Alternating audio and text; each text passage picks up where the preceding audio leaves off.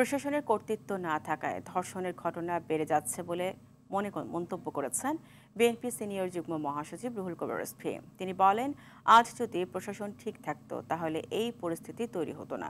সকালে নয়াপল্টনে বিএনপির কেন্দ্রীয় কার্যালয়ের সামনে মহিলা দলের উদ্যোগে আয়োজিত এক র্যালিতে সমাবেশে এ কথা বলেন তিনি। সমাবেশ শেষে র্যালিটি বিএনপি অফিসের সামনে থেকে কাকরাইল মোড় প্রেস ক্লাবের সামনে হয়ে বিএনপি অফিসের সামনে গিয়ে শেষ হয়।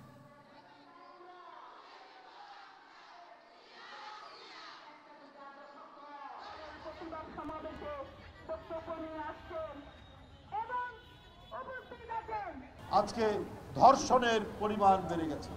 আজকে নারীরা নিরাপদ নয়। আজকে আপনার মেয়েকে স্কুলে পাঠিয়ে তার প্রত্যাবর্তন কিভাবে হবে?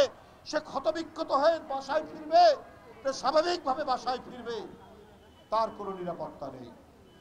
দ্রুততম সময়ের মধ্যে আসিয়ার উপর জুলুমকারীদের দৃষ্টান্তমূলক শাস্তি হয়।